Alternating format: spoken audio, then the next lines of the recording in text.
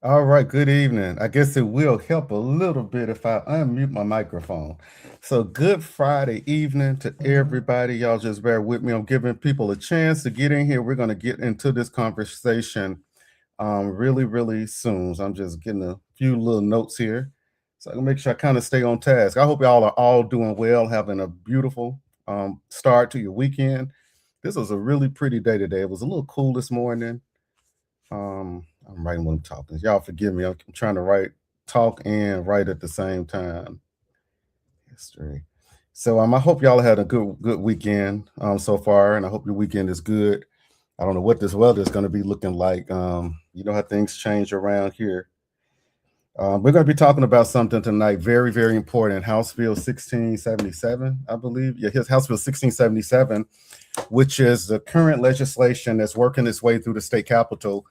And what this legislation is talking about is the future of what the city of Jackson or Jackson water system. So anybody that's on Jackson water will be affected by the outcome of this legislation. So that's what we're going to be talking about. And there's been a lot that's been said and a lot that's been going on. So I kind of want to do what I can to kind of clear some of these things up and provide a little bit more, well, not a little bit more, but I want to provide more transparency and how I interpret things to be with it. And hey, I want y'all to weigh in on this conversation as well. I don't want to just be here talking to myself. I don't want to be talking at you. I want to be talking with you. And so I want y'all to weigh in and give me what your concerns are. Give me suggestions as to how you think things should happen, because we're really just all trying to. Well, I'm gonna say myself. I know what I'm doing. I can't speak on behalf of others, but I'm trying to make sure that we are doing right by the citizens of not only Jackson but all of our ratepayers on the Jackson water system, because this is a very, very complex issue, and this has been going on for quite some time. So thank y'all for tuning in. Miss Erica Robinson Jones, it's good to see you. I hope everything's going good for you. So I always appreciate y'all for tuning in. All right, so y'all, we're gonna go ahead and jump on into this because it's Friday. I know everybody won't be sitting up here talking and looking at me all night on a Friday evening, so we're gonna go on and breeze on through it. First, we want to start with how did we get to where we are right now? What happened to where we're at the status of the water system and the city of Jackson being ultimately taken over by the federal government and the city of Jackson losing all control over anything that's related to the system. Well, the way we got there is from years of a failed water system. Now, people will try to spin the narrative that it was a mismanagement of the water system by the city of Jackson and it was so and so, so and so. But the fact of the matter is, Jackson just did not have the resources and allocations that it needed in order to maintain its water system. So that's why the water system ultimately started to decline, started to fail. When we talk about money coming into the city of Jackson, our tax base has dwindled in recent years. Jackson is the center to a lot of state agencies, which, as you know, don't pay property taxes. And so we have a dwindling tax base. And so the way we got to where we are now is because this bucket has just been kicked down the road for such a long time until ultimately several years ago, the water system was in catastrophic failure where we had residents here in Jackson without water for up to 1 to 2 months after we had a real bad storm come in. And so after that, there was a federal declaration declared saying that we got to have help from the federal government because the city of Jackson doesn't have the money to come in and fix the system. And this was a pretty much a natural disaster. And so we got federal interventions. We had got the federal delegation in DC to give money to the city of Jackson. We were able to get some EPA funds as well to come into the city of Jackson to fix our water system. So let's talk about this for a second. So we have a system that's been failing, and I know people are, what's going on with your cousin? That's my cousin, the Mike Magazine cousin, Angela Buckner. And so we have people, that are spinning this narrative that it was mismanagement of funds and the system has gone down. And with the Siemens contract and all that money from the Siemens contract, yeah, there were some things that happened within that contract that should not have happened. There were some faulty meters that were installed that gave people enormous water bills. So I agree with that. Yeah, that shouldn't have happened. But what I do want to say is that that's not the demise of the Jackson water system at all. It was partially to do with it. But the demise of the Jackson water system is the fact that these repairs and the maintenance on the system were not done when they need to be done. When we had, I want to say it was Dale Danks, I think, before Mayor Harvey Johnson, when he was mayor of Jackson, he shed light on this and said that the water system is in the process of failing. We need to get some money in here. We're going to have to have state funds, possibly federal funds, to fix this water system. So this is something that's been happening for quite some time. So this didn't just fall on one administration. This was several administrations that we had these things falling on. But how can the city of Jackson fix a water system when they don't have the money to fix it? Like I said, a dying tax base.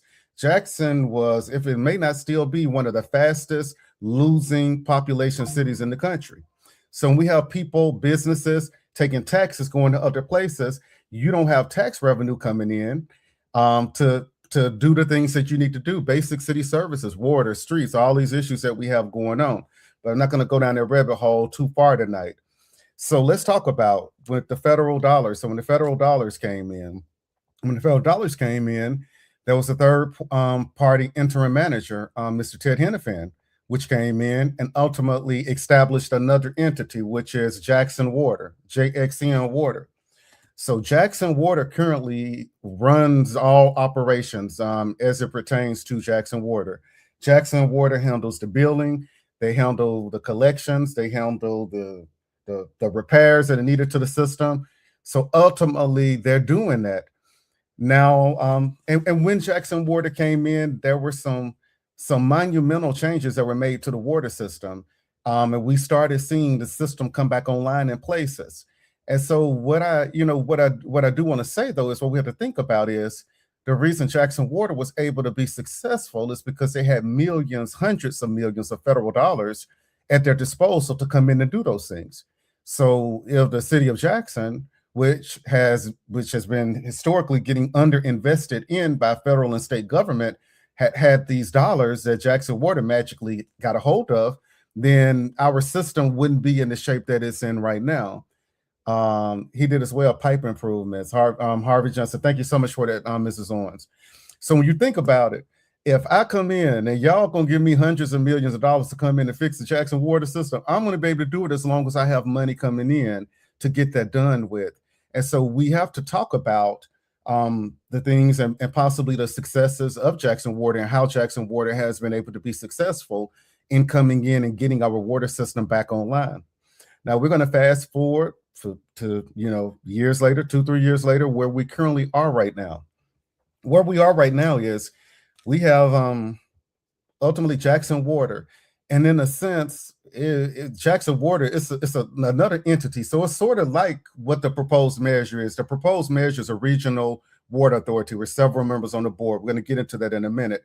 But when we look at Jackson Water and the way that Jackson Water has been operating, this is giving us a taste as to what a regional authority will look like if a regional authority is put in charge of the Jackson water system. What does that look like? No accountability to the regional authority. And when I say no accountability is we're looking all across the city right now where we have people that have $20,000, $30,000, $40,000 water bills. And it's nothing that any of us can do. Lawmakers, elected officials, city councilmen, mayors, it's absolutely nothing we can do to help people that have these outrageous, inaccurate bills because it's in the hands solely of Jackson Water. Now, City of Jackson, although they're not benefiting from Jackson Water being in control, they're still responsible for any bond debt that Jackson Water cannot pay. So the taxpayers of Jackson, Mississippi, have been paying Jackson Water's bond debt because Jackson Water has basically, they don't have the money to cover their bond debt. When they're looking at the collection rates, they're not collecting enough money to be able to pay the bond debt down. So when we talk about, governing authorities and things of that sort, I want every single person that lives in Jackson or on Jackson Water right now, I want you to ask yourself, are you happy with the way things are being run right now? when we have people with extremely high water bills, nothing can be done about it. They're only told they have faulty meters. People's water is getting cut off because they can't afford these outrageously high water bills.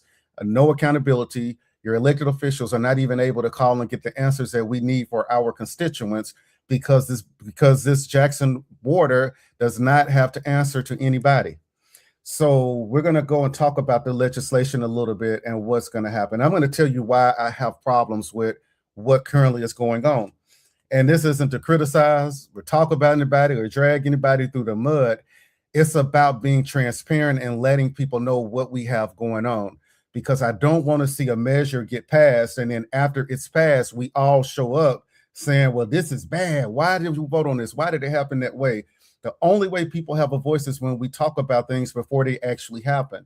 So I'm just trying to put the fact, I'm going to lay the facts out there for you, and it's up to everybody to make their own decision as to how they feel about it.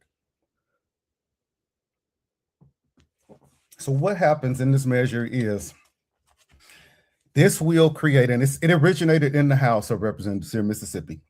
So when it originated in the House, ultimately what would happen is it would be a water authority. And y'all, let me pull my notes up here because I have some things I definitely want to touch on. And y'all, this is not going to be the only conversation that we're going to have. We're going to be talking more about this because it's just a lot to unpack. So I want to make sure I get all of it unpacked. But in the version of it, here we go. Ms. Owens said, I'm going to post her comment here. She said, yes, a meeting was held. NAACP convened with Congressman Benny Thompson. 500 copies was given to as citizens meetings, New Hope Church in Jackson, and the federal government. So that's what happened. When it came to it and we sounded the alarm, we were able to get federal help to come in and help with the water system. But they also sent a third-party interim manager that was supposed to be responsible for overseeing the funds and appropriation of the funds and how everything was going to transpire. So with this water authority, what will happen is there will be a board that's appointed. And so this will be the governing board of the water authority. Now they will have complete oversight of what the water system looks like. So they will have oversight over what pipes need to be replaced. If we need new water wells here, new water wells there. They are also going to be responsible for one very, very, very important thing. And that thing is they will be responsible for rate increases. So when it comes down to rate increases, it would be at the sole power and authority of this water board, this regional water board. Now, in order to do a rate increase, there has to be it's not a majority vote. It has to be 2/3 of the members on the board to vote in favor of the increase. How you doing, Ms. Deborah Page? Thank you so much for tuning in. I definitely love having you weigh in and be involved in the process. So this water authority will have ultimately the authority to make all decisions around Jackson Water. So one of those most important decisions is going to be, what will the rate be? So this time for a rate increase, then it would be at the sole authority of this water board. Now, one thing that I do want to say, I'm always against anytime we're going to increase taxes or increase the price on something. However, I have to look at the whole picture and have to realize that, y'all, hang on one second. So I have to look at the whole thing. And one thing that I will say is when we look at the rates and when we look at water rates have not been increased in quite some time. In the city of Jackson. Well, I'm gonna backtrack that just a little bit. But ultimately, what I'm trying to say is I understand that there's going to have to be rate increases as times change because we're going to have to increase the rates. But we have to make sure that we have good governance over that before we're increasing rates. Now, one thing that's recently happened, because there was recently a rate increase that was approved by Judge Wingate. Jackson Water asked for a rate increase. And if anybody can drop in here how much that rate increase was it 5%, 15%? If anybody here, please put the rate increase. So it was a rate increase, which they're projecting to be about $5 to $9 a month on somebody's bill, which a lot of people are saying that's not a lot of money. I agree. $5 to $9 to some people is not a lot of money. But to some people that are on the fixed income, $5 or $9, that's the copay for their medication. They're barely making it. That's the copay for their medication. Groceries are up. That's going to be a significant increase. But not only that, what we have to understand is Prior to this, there's a $40 availability fee that's been added to every single person's bill in the city of Jackson. So that's $40 that was added, I want to say last year sometime. Plus now we're talking about another, like I say, $5 to $9 on top of that. So these are things that we have to take into account. Y'all, one thing that we can't do is you can't count other people's pockets and say, well, I can afford $5 more. Yeah, me personally, I can afford $5 more. I'm on my water bill, but there are people out there that can't. So those are things that we have to be careful with. Thank you, Ms. Bowman. It's a 12% increase. Great evening in Hinds County. We're launching new initiatives, and here we go, Ms. Bowman. And my businesses will be back up booming thanks to my son. That's what I'm talking about, Ms. Bowman. Keep your business right here in Jackson, Mississippi. And so back to this, and I got another question. I'm gonna get to you in a minute, Ms. Owens, I promise you. And so I lost my train of thought. Y'all, I'm not get to cutting over Ms. Bowman. I lose my train of thought. Okay, yeah, counting other people's pockets. And so we can't look at that it's only a $5 to $9 increase. We have to look at that it's a the $40 that came before that. So it's actually going to be about a $50 increase once this actually happens. Now, let me tell you where I have the biggest problem. I have the biggest problem in being that I don't even know where to start, y'all. I'm going to take a breather and get my thoughts together. I'm gonna answer Ms. Donna's question, and then I'm gonna come back in because I don't want to go to get on a tantrum, but I'm feeling one coming. Do you think the board will bring the bond money? Ms. Orange, so are you asking? Do I think that when the board is established, that we will be able to get more bond money for the system? I think that's what you're asking. One thing that that the third-party interim manager Ted Hennepin has been vocal about is making sure Jackson improves their bond rating. Because if we improve our bond rating, we'll be more aggressive and we will be able to go after more bond money. But if that's the case, if Jackson is going to be able to get a bond, then Jackson can get a bond themselves and don't have to go through this other process with a water authority. So let me go to where I'm going to be moving to now and why I have so many problems with what we have going on. All right, so when I was elected back 2023, August 28th, 2023, I was running in that election. My predecessor is Commissioner Dekeither Stamps. And so he left this seat because he was running for Public Service Commission. He was successful in the bid, so he now serves as our Central District Public Service Commissioner. So Public Service Commissioner, right? So what the role of the Public Service Commissioner is to pretty much regulate utilities. Now, last time I checked, water was a utility. Now, I'm not the sharpest tool in the shed, so maybe water in some people's book is not considered as a utility. But the biggest problem that I have is when we started talking about this, pretty much every conversation that I've had with anybody, my first question has been, how does Commissioner Stamps feel about this? What is Commissioner Stamps' recommendation? And you know what? Nobody's been able to tell me what his recommendation was. And the reason why is because he has not been consulted with. So how are you drafting policy and legislation centered around public utilities, and we have a duly elected public service commissioner with a wealth of knowledge that knows the issue, and we're not asking him for his feedback on this? I have a huge problem with that. So what did I do? When this bill came around, this proposal came around, I called Commissioner Stamps.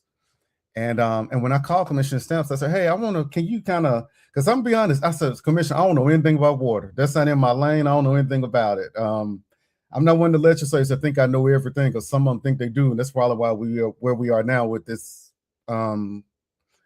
whatever it is that we have. But I said, can you talk to me about it, what needs to happen? And the first thing he told me is, he said, Representative Nelson, there has not been a rate study that's been done on the Jackson water system. I said, huh? I said, oh, so since you've been in office, there hadn't been a rate study done. And he's been in office 3 years. He said, no, not even in the past 20, 30, as far back as I can look, there has not been a rate study done. I said, okay. And so when he said rate study, I said, Commissioner, well, I'm scared of a rate study because I don't want to have a rate study and rates go up. And he said, well, Let me tell you what happens with a rate study. He says, so we are a state agency. We deal with utilities. If a rate study is requested, what we do is we come in, we evaluate the entire water system. They just did this over at CMU up in Canton. I think that's for something, Canton Municipal Utilities or something up there. But he said, we just did a rate study. It took us about 1.5 years to do it. And what we did is we came in and we looked at the entire system. We looked at the pipes, we looked at the wells that were supplying the water. And when we did all of this, we have when we did this rate study, we were able to determine that some of the wells need to be dug deeper. And so with a rate study, it's not about coming in and just adjusting a rate. It's about evaluating the sustainability of the water system. And so the problem that I have is, one of the major problems I have is, well, the first major problem is I feel that our Public Service Commissioner has been completely disrespected. I feel like his job has been disrespected by not having him at the table when we're talking about this issue, first and foremost. The second mistake that we have made, I feel, is that we don't know what is going on with the water system. Now, we can listen to what the third-party interim manager is saying. However, when we have a state agency, the Public Service Commission, that we fund from the state of Mississippi, when we have them, why is it that we have not asked for them to do a rate study and tell us what's going on with the system? So right now, all we know is, hey, we're going to pass legislation and we're going to get a water authority. And when we get the water authority, they're going to come in here, we're going to say, all right, water authority, welcome to Jackson Water. What's the next step? The first thing that they're going to do is get a rate study, which the size of our water system may be 2 years to get a rate study done. So why has this not been done prior to? Because basically, this is like us. This is like going to the car lot, and when you go to the car lot buying a used car, and when you buy a used car, and you take it, y'all hear Alexa in the background. Counsel, she must thought I said her name, but this is like going to the car lot, buying a used car, and driving it home, not even getting it checked out, and you just driving it home, and you're saying, oh. And better yet, let me put another segue. You go buy this used car and the salesman tell you that car has a lot of problems, and you don't ask what the problems are. You don't ask to have a mechanic look at it. You say, oh, okay, well, I'm going to drive it home and I'll figure out what's going on. And then you get home, and when you get home, you find that the car needs a new motor, new radiator, new battery, new everything to it. So would you go and buy a car that you know is in bad disrepair, take it home, and then if you took it home, then find out what it's going to cost to fix it? So we have to do things in order.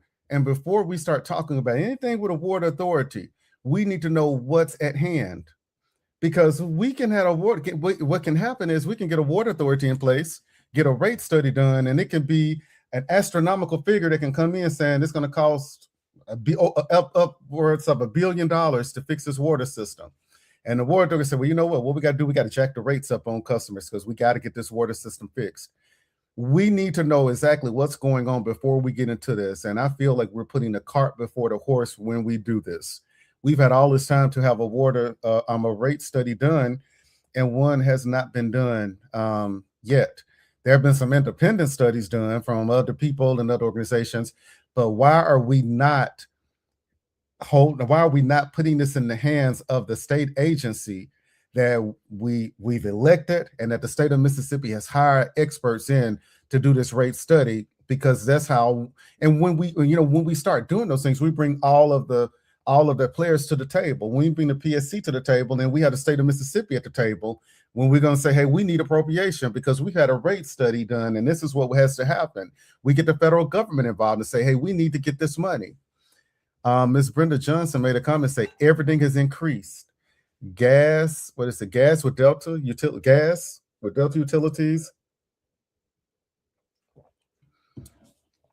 Ms. Brenda Johnson, you make a very valuable point. Everything has increased.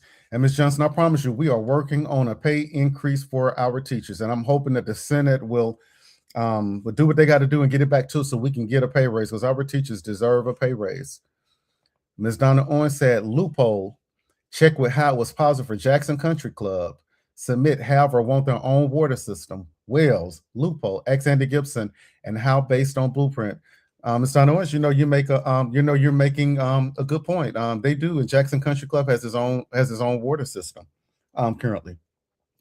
So let's dig on into this legislation a little bit more. And so when this legislation first came out, it hit the House floor. Um, the issue that I had with this was I had a huge issue with it. And the issue that I had with it is we have a delegation. So we have the Hinds County delegation. Hinds County delegation consists of all representatives and all senators that represent Hinds County. I wish I knew the number. We have a pretty big number, maybe 13 House members and maybe 6 Senate members. I may be wrong on the numbers. But but the issue that oh, thank you, Ms. Page. I believe you're doing your best to help the people. Thank you so much, Ms. Page. Ms. Page, I'm only one person, but I'm gonna always fight and I'm gonna always do what I feel in my heart is the right thing to do, even when it's not the popular thing. You have to do what's right because we have so many people that have done and that are currently doing what the popular thing is, and it's not right. And so I would rather take scrutiny for doing the right thing. I can handle the heat. But the biggest issue I had is that when this legislation, when it came to us, the delegation was not consulted with on what this bill and what this measure needs to look like. It ultimately came to the legislation was drafted, and the morning that it was going to be brought to the floor of the House, we were called into a meeting, and in the meeting with people from the city of Jackson, it wasn't the mayor, it was people from his team. They just said, "Hey, this is the water bill," and even when we had the meeting, we didn't even have the bill in front of us, and so that's how it was brought to us. And I was vocal in that meeting by saying, in the future, whenever it's something that's affecting any city, any municipality that I represent, I want to be at the table when we're drafting legislation that's going to be affecting my constituents. I want to be at the table because I want to know what's in there. I want to be able to put my input in there, and I want to be able to make sure that it's fair for my constituents. And so we were not consulted as a delegation. And when it did come out, I had a problem. One of the biggest problems I had with it was the fact that I also represent the city of Byram, Mississippi. City of Byram is on Jackson Water. One of the main issues I had was the fact that this legislation, the first proposal, it said that the mayor from the city of Byram could make a recommendation of one appointee that had to be approved by the Jackson City Council. And my problem was that how can you tell a mayor of one city who all of his constituents on this water system, and you're telling him, oh, you can make a suggestion as to who's going to represent your city on this board, but we have to approve it. And so that was one big concern I had for the city of Byram as well as the city of Ridgeland, which part of them are on Jackson Water as well. And so I offered an amendment on the House floor, and my amendment died. It died on the House floor because, ultimately it was our delegation, the Hinds County delegation, for whatever reason, they didn't want my people to have a voice on the board, which, hey, I still got to fight for my people. But it moved on over to the to the Senate. It passed in the House and went to the Senate. Because said, that's right, let them know you want to be at the table. That's it. Mike Magazine, they say, if you don't have a seat at the table, then you own the menu. And I'm a firm believer in that. And so, I was elected just like every single person up there was. I went through the same process. And so when you're doing something that's affecting my constituents, you're going to give me a seat at the table. You're not going to draft a bill and tell me, here, vote on it. That's not going to work like that. You're going to give me the opportunity to have a conversation and talk about what this needs to look like for my people. Because as I said, I represent Byram as well. And in the way this bill was written, it didn't benefit my people in Byram at all because they didn't even have a voice on the board. And so it passed. It went over to the Senate. And when it went to the Senate committee took it. They looked at it. And I'm grateful. One thing that they did is they did give Byram and Ridgeland a seat at the table. And so now the mayors from both cities are able to make appointments to this Water Authority board. So I'm happy that did happen. However, I still have feelings. My feelings are still the same way about a water authority. I have a little thing here I want to share because I believe in providing, like I say, you can get up here and you can talk, but I believe in providing receipts whenever I'm talking about something. Because what we have with a lot of politicians right now is we have a lot of politicians that don't read, they don't research. All they do is they spread. And so they listen to one person to tell them one thing, and they're going to take that and they're going to spread it. When I hear something, I'm going to listen to you. Oh, okay. Thank you for telling me that. But after I listen to you, guess what I'm going to do? I'm going to go and research it for myself because I want to know the ins and outs of it. And so that's what I've been doing. I've been doing research. I've been talking to people that understand water systems and how water systems work, privatization of water system. How has that affected other areas? The road that we're going down, how is that going to affect us? And so I'm going to share this with everybody. I hope y'all can see it. And if not, this is going to be posted to my page soon. All right. If y'all can somebody, I guess, tell me if you can see it? You should be able, but I'm going to read it now. All right. So what's happened is this is a water governance. These are case studies that have been done. All right. So we're going to start talking about Detroit, Michigan. So they got a regional authority that began on January the 1st, 2016, after a bankruptcy restructuring era, right? What followed? Mass shutoffs began in 2014. Unhuman rights experts condemned disconnections. The residents impacted what? Water unaffordability and shutoff trauma concentrated in Black neighborhoods. So the key lesson here was regional restructuring without strong affordability protections can deepen harm. When we look over here at Atlanta, Georgia, a private operator, United Water, took over under a long-term contract. So the audit found savings far below projections, and the contract was terminated in 2003. So the residents impacted with what? Billing and service concerns eroded trust. So efficiency claims must be tested against real outcomes. When we talk about Flint, Michigan, look at this. Cost-driven shift towards KWA with Flint River as interim source. What followed? Failure to apply corrosion control triggered public health disasters. And the impact was residents paid for unsafe water and lost trust in government. The key lesson is what? Cost cutting and emergency governance can be catastrophic. Baltimore, Maryland. Residents fought off privatization risk. The charter amendment approved 2018 banning sale or lease of the system. So the voters chose public control over privatization risk. And so the key lesson is communities can act before harm occurs. And we're going to get on this in just a minute, y'all. Pittsburgh, PA, independent authority with major capital and debt pressures. PUC approved rate settlements in 2026. Residents' rates rose while affordability programs had to expand. Key lessons: debt-heavy capital programs need strong resident protections. So this is some other stuff I'm going to put on here. I'm not going to go into all of this now, but I'm going to put this on here so for your reading pleasures. So I put that out there, and I feel like that's important. I'm going to be sharing way more about this. And then when we look at, I'm going to take this down. I'm going to leave it up. Y'all should still be able to see that. I'm going to leave it up, and I'll talk while I leave it up there.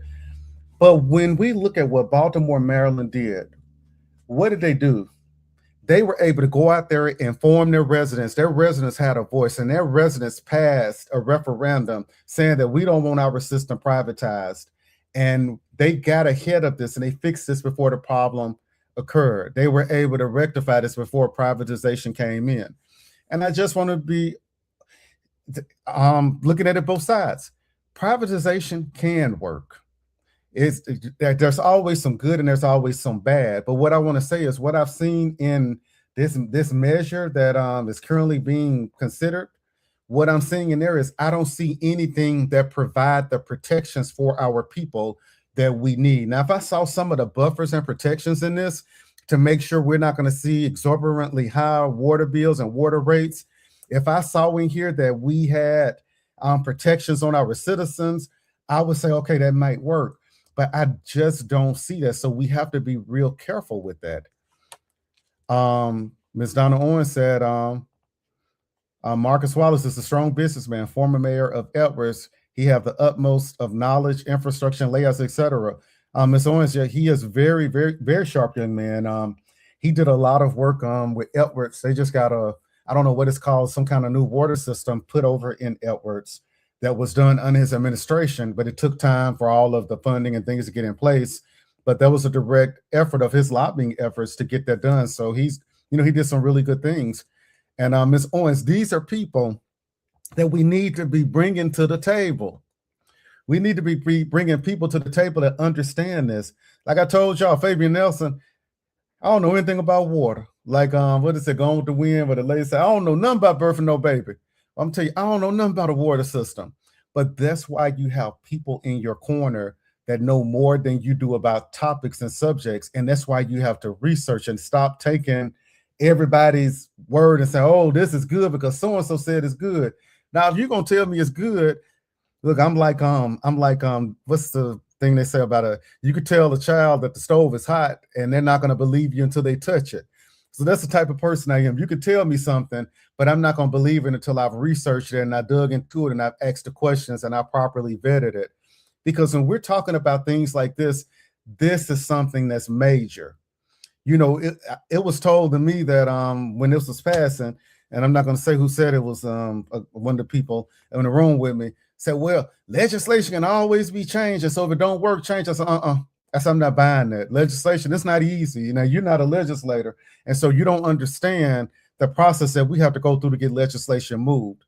We're not going to always get it right the first time, but I can't send a burning car down the road and say, oh, we're going to fix it later, when we're talking about people's lives and people's livelihood and a fundamental thing that people have to have safe and clean drinking water.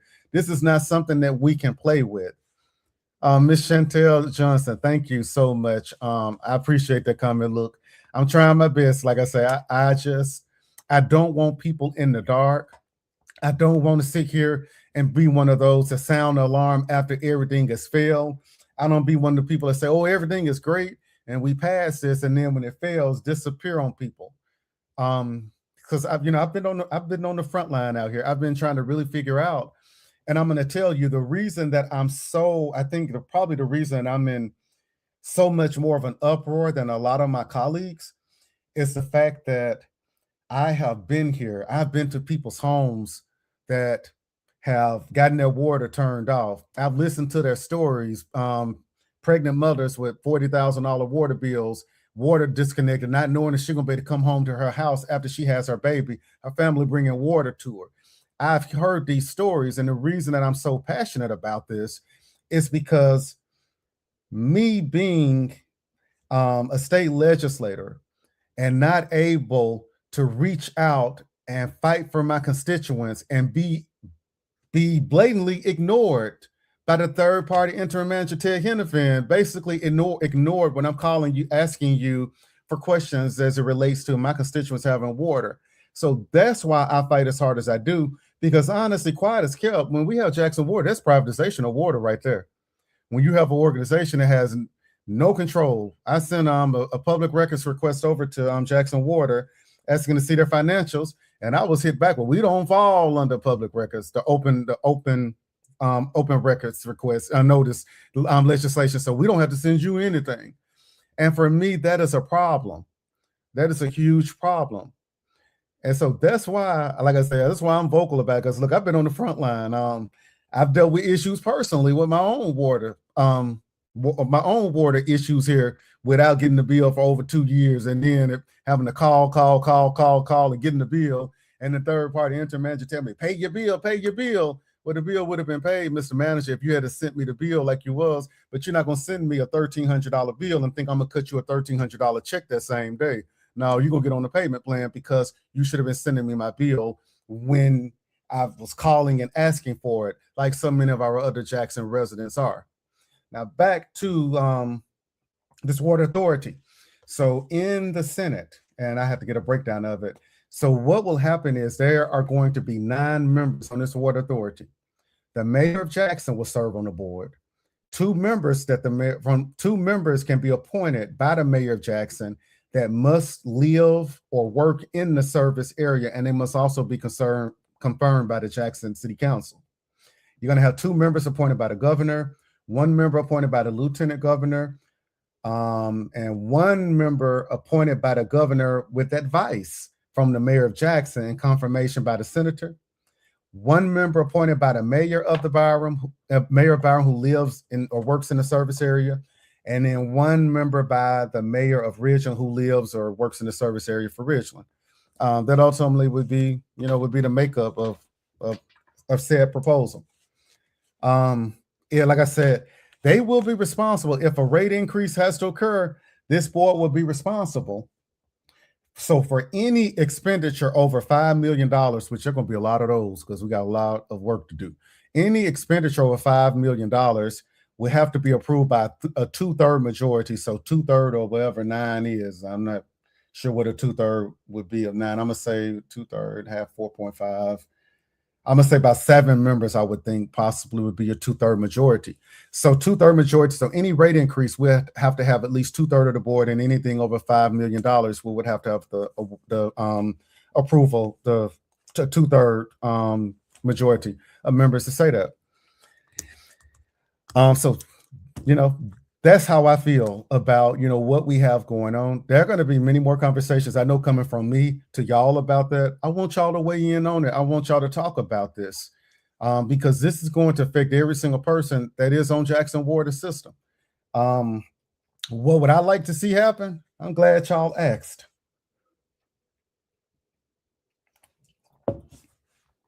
What would I like to see happen?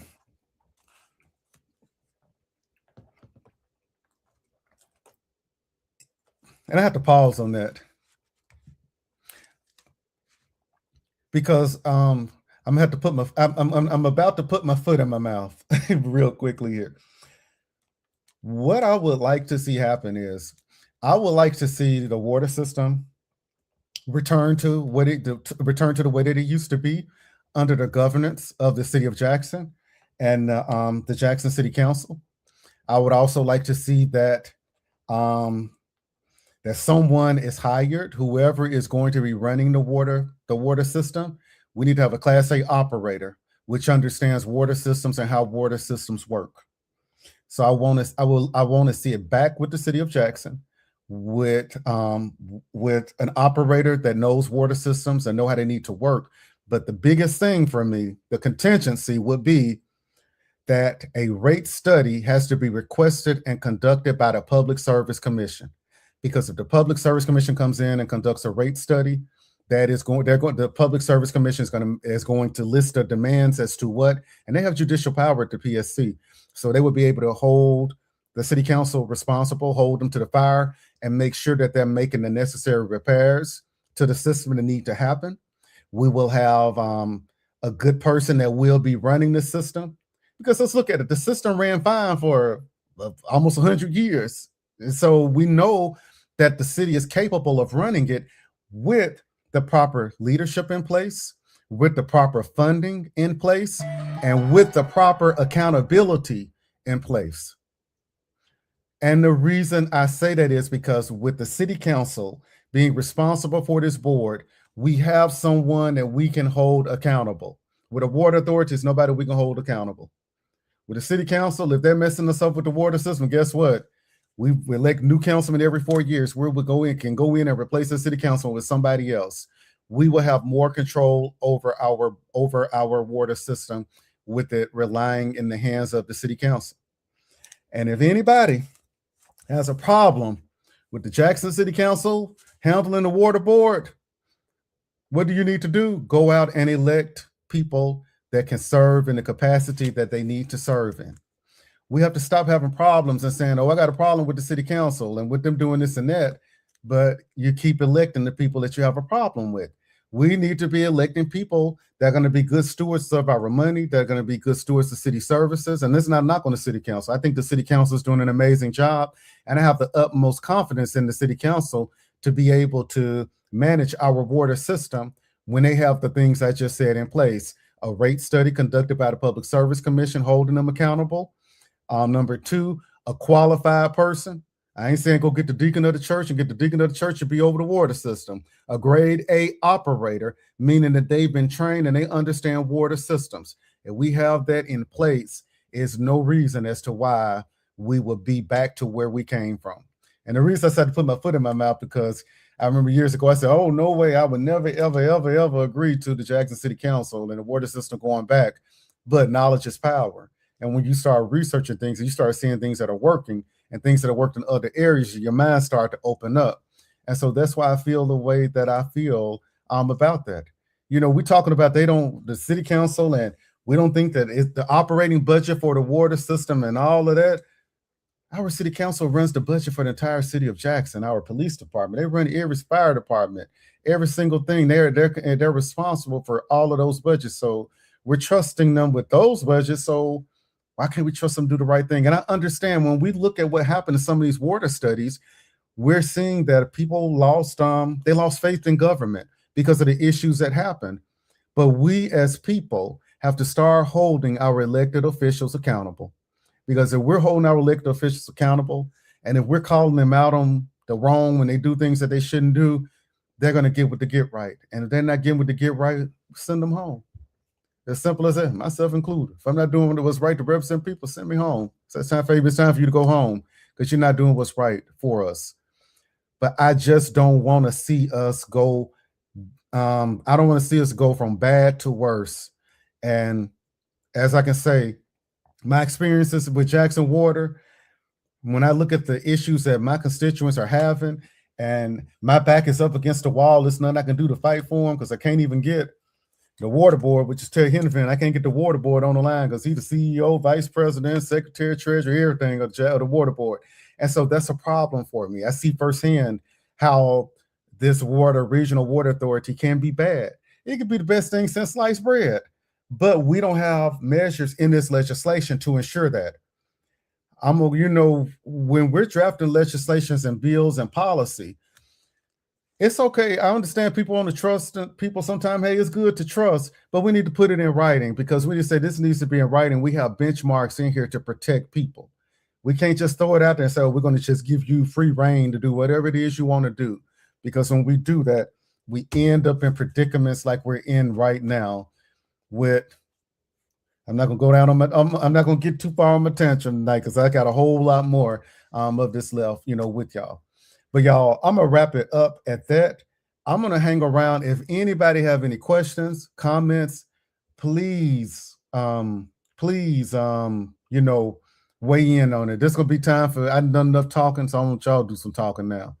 Ms. Bowman said, be more specific in sending people doing what they're elected to do because some take that you represent those of other counties and that's taking, okay.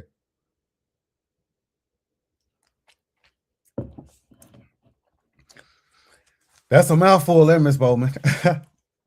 So Ms. Bowman said, we really got to get back to a lot of education, around civics and who does what. There's a lot of people don't really understand, who's responsible for this or who's responsible for that. And, it can become burdensome, when you're carrying the weight of so many other people. And you also sometimes have to carry the weight because when you don't have others that are out there working as hard as you are, people just don't come to wherever they can get help from. If they're not getting help, and I don't fault people, I don't blame people for that. But if they feel like they can get help from you, they're going to come to you. So we got to, once again, when we talk about the accountability piece, our accountability time is when we go to the polls, right? We just had accountability a few days, March 10th, when we had primary elections. In November, we're going to have accountability again because we're going to go and pick who our next congressman is going to be, as well as our next U.S. senator from Mississippi. So we have to start making sure that our elected officials are doing what it is that they're supposed to be doing. Make sure our elected officials are accessible. If you have somebody that you've gone and voted for and you can't get in contact with them, they're not doing what they're supposed to be doing. We do get busy at times and we're not able to answer the phone every time a person calls, but at the minimum, we should be able to get back to you. If we can't get back to you, we should have somebody in our office that's able to get back to you. And so your elected official is not reachable. You need to second guess yourself when it comes time to go out and vote again, because that doesn't make any sense. Because I promise you, when we're on the ballot and running, they're going to be accessible. Then you're going to be able to get rid of them. Every time you go to church, they're going to be lined up in the church, marching in like the ushers used to back in the day, the ushers and the choir. So hold your elected officials accountable. And I always say elected officials because I'm talking about myself too. Hold me accountable. If it's a problem, tell me about it. We have to be, that's what we have to do. And me personally, I like being held accountable. I like when my people come say, hey, look, this is what we got going on. Hey, can you look at this? I like that. I like having people involved. Ms. Danielle Holmes says, why haven't the Hinds County delegation sought the advice of Public Service Commissioner to keep the stamps before going along with the Water Board Authority? Ms. Holmes, I really, really appreciate that.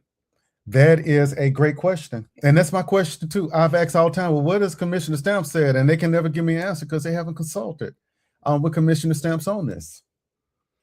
That is blatantly disrespectful. Once again, Ms. Bowman, what Ms. Bowman just said, be more specific about telling people what elected officials' titles are. He is the Public Service Commissioner. This is what he deals with on an everyday basis. Why have we not consulted with him? Why is it that we get a bill that comes before our delegation and it's told to us that vote in favor of this because this is what this is what the mayor wants for the water, for the water system in Jackson. This is what he wants, so vote for it. I mean, and that's not good enough for me. Now, if it had to come as a recommendation from Commissioner to keep the stamps, I would have voted yes on it in a heartbeat because I trust him. I know that he's a public service commissioner. I know he's not going to lead us wrong. I know that this is his field. But even when I asked him then, I said, well, was Commissioner Stamps included? Well, no, he wasn't. So I have a huge problem with that. And when I look at things, and thank you for this, Ms. Holmes, I want to look at, so when I look at the vote, and I'm going to talk about the vote. So when I talk about the vote in the House of Representatives, when House Bill 1677 passed, I'm going to tell you every representative in Hinds County to vote against this bill. Representative Bo Brown from Hinds County, yours truly, Representative Fabian Nelson, number 2, and number 3, Representative Zakiya Summers. Let me make sure I'm right. Those were the 3 of us from the Hinds County delegation that voted against this Water Authority bill when it was presented in the House. Let me move on across the street to the Senate. When this came to the Senate, the members that voted no on this bill from the Senate are, from the Hinds County delegation, are Senator Blunt, Senator Frazier, Senator Mumford, and Senator Norwood. Let me make sure I got everybody. Hold on a second, y'all.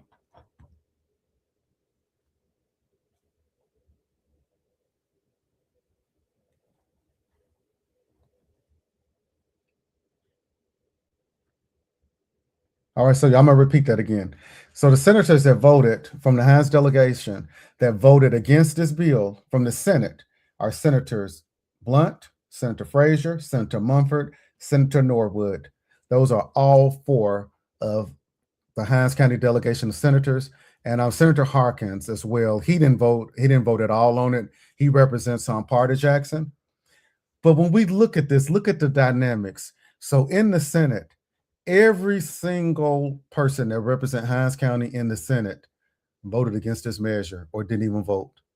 But when we look at the Hinds County delegation in the House, what was it? 3. You had 3 that voted no. And we have a much larger delegation. We have about, I'm going to say 13, 14 of us. And out of that, only 3 of us said no to this in the House. The Senate got it right this time. I don't give them their pat on the back and the credit most of the time, but we get it right. But the Senate got it right on this. And this is an amended version that the Senate voted on. And I urge my colleagues, and I'm going to tell them, I urge y'all to reach out, talk to the Public Service Commissioner, and see what his insight. My challenge to them is going to be call Commissioner Stamps, just ask Commissioner Stamps, how does he feel about this water authority? Just ask him, how does he feel about it? And see what he has to say about it. That's my challenge to them. If you want to, we have 3 public service commissions. We got Central, South, and North. You can call the North or the Central or the South PSC commission if you want to, but call somebody at the PSC's office or call the engineers, call somebody at the PSC office and see what they say about it. These are people that specialize in public utilities, and see what it is they say about it and how they feel about it. I think that You know, in this case, why do we have a public service commissioner if we're not going to be consulting with them on policy when it's going to be affecting utilities? You know, this bill, when it came through, let me look at one more thing on here. I want to see what committee.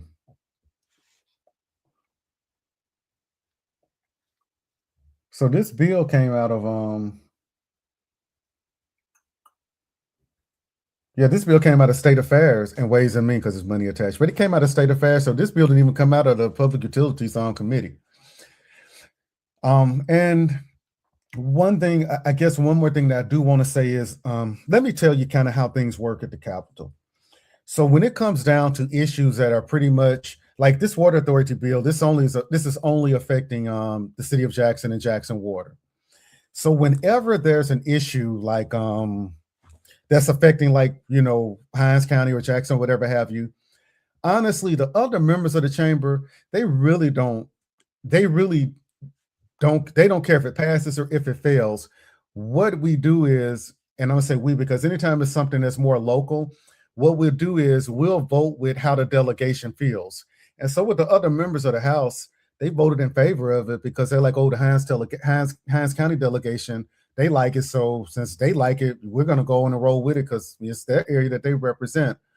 So I don't want it to seem people to think, oh, the state, all the legislators did this. No, they were just going with the people in Hinds County.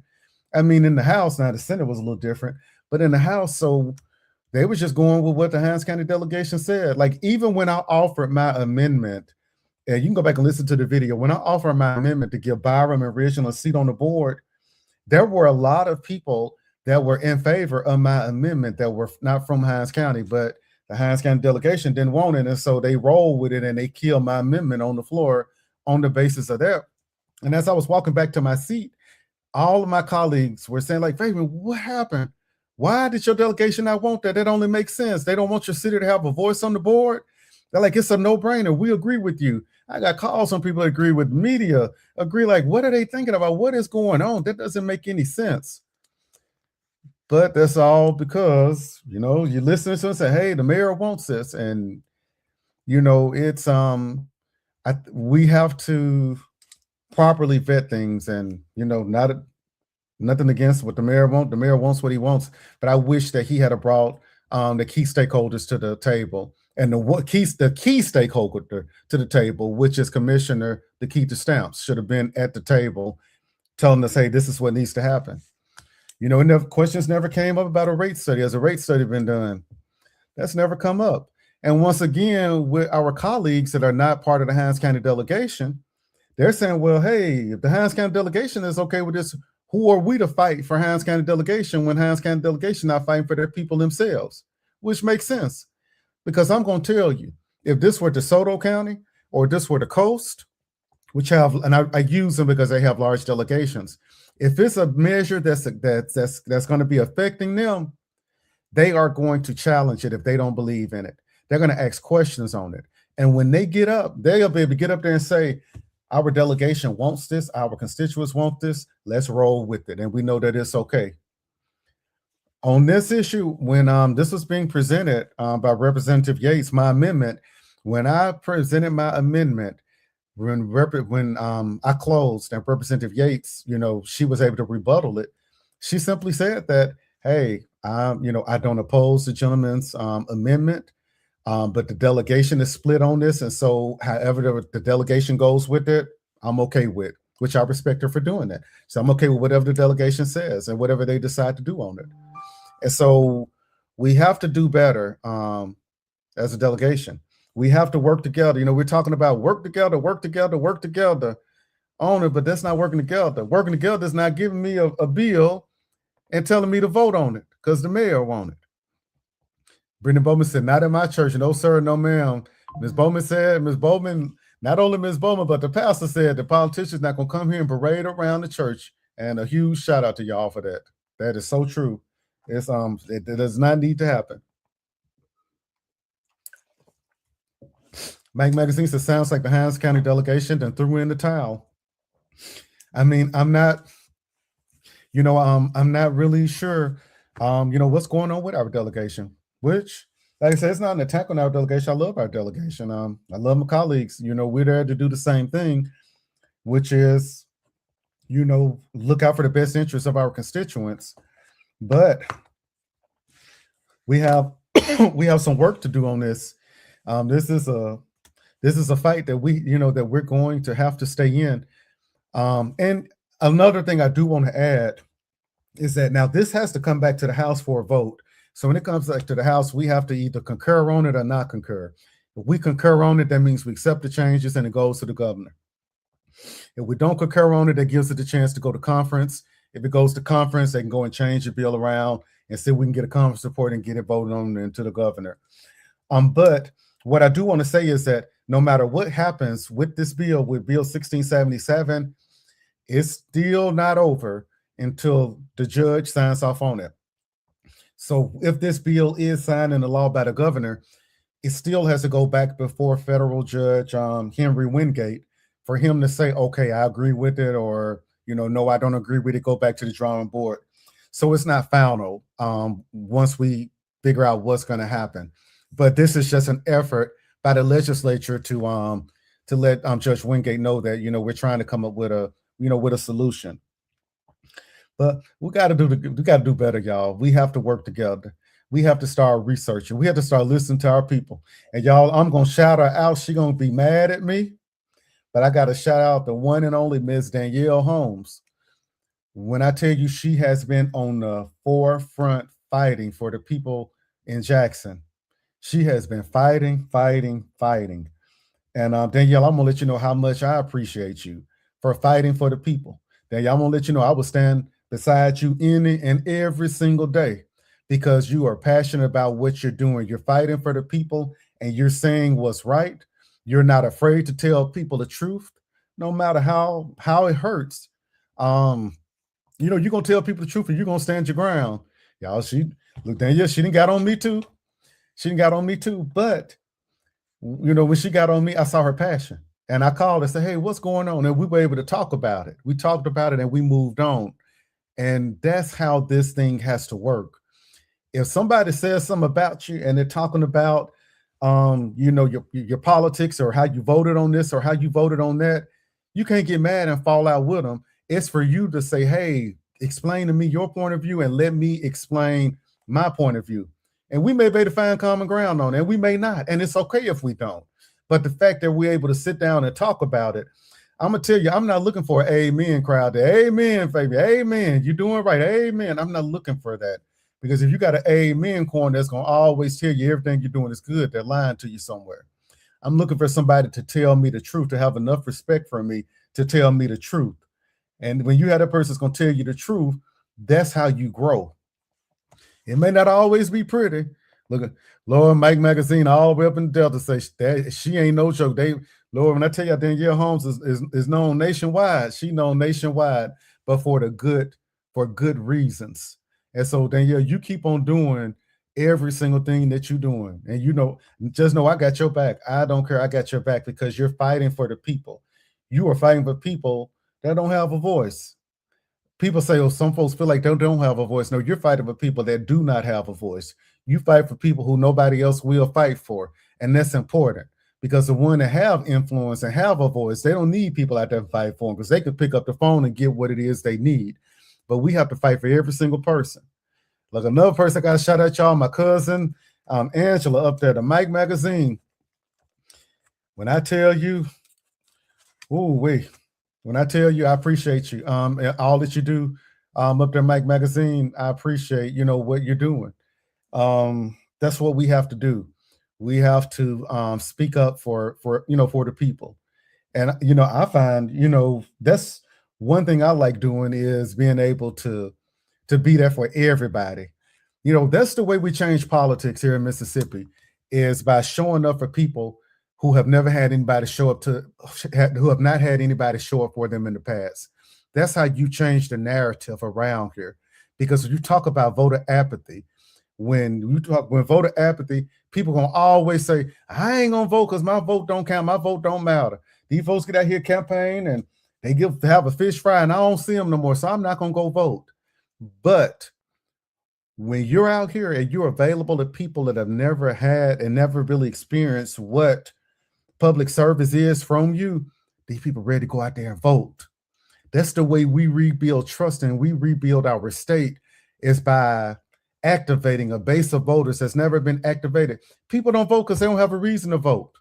When we talk about Barack Obama, who had historic turnout, the reason that people turned out for him because what did he give people? He gave people hope. It wasn't people just going to vote for Barack Obama because he was a black man. In that case, if we would have had a black president before Barack Obama. People were going because he put hope in them. They saw that, this is what we want. This is what we need. Oh, the headquarters is hot. All right now, Mike Magazine. I tell people to follow your vote. There you go. Mike Magazine says she tell people follow your vote. That's what we have to do. What we have to do is when people come out campaigning, I don't have one of them over here, do I ain't got it. I keep it, but I keep one on my desk at work. I got one here on my other desk, but I keep in front of me my push card. So when I was campaigning, my push card, which basically says what my legislative priorities are, I keep that in front of me because that's what keeps me grounded. And every now and then I'll revisit and say, okay, one of my issues was what? I was fully funding education. Have I been putting the work in to fully fund education? Every year since I've been there, we fully funded education. We're trying to give teacher pay raises now. Another one was Medicaid expansion. We're working on that. We haven't been able to get it done, but we just passed some good CON, certificate of need legislation, which is going to allow entities which would require certificate of need. Is making it easier for them to open up clinics and in rural areas now. So I said, okay, we're working on that. Broadband expansion. We have broadband and fiber running rampant all throughout the district. But I keep that in front of me because I want to make sure that the things I promised my people I was going to fight for, that I'm still fighting for those things. So when Mike Magazine said, follow your vote, you need to ask yourself, when this man or when this woman came by my house and asked for my vote, or came to my church and stood up there at church and said that this is what they were going to do, has this person delivered on those things? And if you say no, that person delivered on, it's time to replace them. Now, we can't do everything by ourselves. So I do want, let me just kind of clear that up. If they haven't delivered on it, you need to ask yourself, have they been trying to deliver on it? Have they been fighting for it? Representative Nelson said that but Fabian, when he was running, he said that he was going to work on fully expanding Medicaid. Did he do that? Well, no, Medicaid hadn't been fully expanded, but is he trying to get it expanded? And if you look at my record and you see the things that I've done to try to expand Medicaid and try to, we talk about rural healthcare, presumptive eligibility. We did that my first year there for pregnant mothers. So when you look at my track record, you can see that I'm doing all that I can. We have to start grading our politicians on the job that they're doing and our elected officials all across the board and say, are they putting forward an effort? Are they fighting as hard for me as they fought to get my vote and convince me to vote for them? And if they're not doing that, when it comes time to let your voice be heard at the poll, that's what you have to do. Yes, be fair and look at the candidate's track record. That's what you have to do. That's the worst thing ever is for you to have a person and you can see this person is not performing and that person goes out and wins re-election. And when they win re-election, everybody want to complain again. Oh, he or she ain't doing nothing. Okay, well, how'd that person win by a landslide when you wouldn't consider a new person? But that person came and won by a landslide, but now, you're complaining. It's too late. But we don't have recall in Mississippi. You can't recall these people in Mississippi. You got to wait 4 years. I mean, you're going to have to suffer for 4 years. So we got to start thinking about the whole thing. We got to stop having short-term memory because we're going to remember when it gets close to election time, we're going to remember what happened just right there, right before the election. We're not going to think about we've been going through hell for three and a half years. We're going to look, oh, well, this 6 months been good. I got my road paved. But what about how many rims you done busted on that road in the last 3.5 years because that person didn't get that road paid for you in those 3.5 years? But now they're running for re-election and now the road is smooth as a baby's behind. So we got to start making sure that we are are evaluating our elected officials and making sure they're doing what they said that they were going to do and holding them to a standard that they said that they were going to be held to, when they were elected. I mean, that's all that I can say. If you go out and you get a job right now, I don't care where you work, all of us work. If you own that job and you're not doing your job, you're going to get put on a performance evaluation plan or whatever it is, suspended, whatever have you. They're not going to let you sit on that job and not do your job and make that company look bad. The only place where a person can hold a position and get a check and not be held accountable is an elected office. And it's sad to say. And people just keep on because you're familiar with the person or familiar with the name. All right. Well, y'all, I'm getting off of here. I'm going to give y'all a few more seconds. If y'all got any more questions or comments, drop down there in the comments. Y'all do. Mike Magazine said, yes, that's right, because we have expectations. That's right. You have expectations on the job. You go down there to somebody's job and don't do what you're supposed to do and see, are they going to keep you on payroll? Is that private company going to keep you on payroll and pay you to come in there and not do your job? Only in elected office can you come in and not do your job and get a paycheck still. And people come back and reelect because the name is popular. Change is good sometimes. We go, no, when you keep doing the same thing over and over, that's not working, they call it insanity. We got to break that pattern and get out of the insanity phase and start making sure that we're putting people in that's going to work on our behalf and for us. All right, well, I think that's it, y'all. I don't think anybody else got anything else to say. I'm gonna get off here and try to find me something to eat. I don't know what I'm eating. It's spring break week. My son is not here with me, so I got the house to myself tonight. So I'm gonna go in there and try to probably have me a sandwich or something, y'all. But thank y'all so much for tuning in, for listening. Any questions, concerns, or anything as we navigate through House Bill 1677 in Jackson Water and the Regional Authority or whatever it is, as we navigate through that and how that's going to look, please feel free to reach out to me. I'm here for any questions. All right, y'all take care. Have a great, great, great weekend.